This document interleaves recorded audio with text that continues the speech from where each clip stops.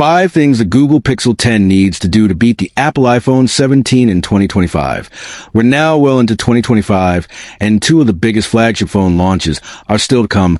I am, of course, talking about the Pixel 10, due in August, and the iPhone 17, due in September. And as someone with extensive experience of handsets from both Google and Apple blame the tech journalism, I've got some thoughts about how the Pixel can get the upper hand this year. And when I say the upper hand, I'm not really talking about sales numbers, because iPhones and Samsung Galaxy phones are going to win that battle for a good few years yet, at least as far as the US is concerned. Although globally, the market is a bit more competitive. Instead, I'm going to focus on what would resonate with me, and I suspect a lot of other consumers too. You'll see we awarded 4 stars out of 5 to the Pixel 9 in our Google Pixel 9 review, while in our Apple iPhone 16 review, we gave Apple's handset 4.5 stars out of 5, and that means Apple currently has a slight edge when it comes to these flagship phones. So how can Google catch up this year? The Google Pixel 9, it might be easier to lie down on a flat surface, but at what cost? The removal of the iconic Pixel camera bar from the design means the mid-ranger looks rather ordinary and nondescript, lost in a crowd of similar smartphone slabs.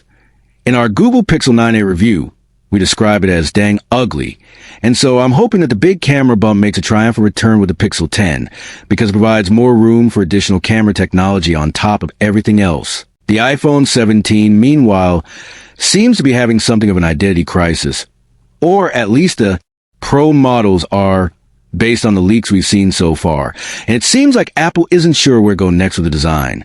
So Google could score a win here in terms of aesthetics. It's no secret that the rollout of Apple Intelligence has been badly bungled so far, so much so that Apple has had to go on record to say it overpromised and underdelivered, which you could be sure was acutely embarrassing for a company of Apple's stature. Google Gemini, meanwhile, is rapidly improving. In the last month or so, we've seen new AI models that are smarter than ever, as well as Gemini live screen and camera sharing rollout for all users. Even those who are using Gemini for free, there's a clear winner here already.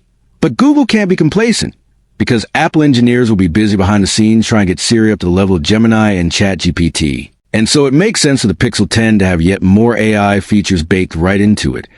Apple's lead in terms of raw processor performance is as clear as its failings in AI. If we're talking solely about CPU speed, the A18 and A18 Pro chips inside the iPhone 16 series beat the Tensor G4 chip you'll find inside the Pixel 9 phones. And that doesn't mean the Pixel 9 is in any way slow or laggy, but something that Google needs to address if it wants to fully catch up with Apple when it comes to gaming, video editing, or just jumping between apps. Performance matters. Unfortunately for mobile enthusiasts, the leaks to date suggest the Tensor G5 isn't going to be a huge leap forward from the Tensor G4 in terms of performance, and I'm hoping that as Google gets better at designing its own chips, we'll see a bigger upgrade here.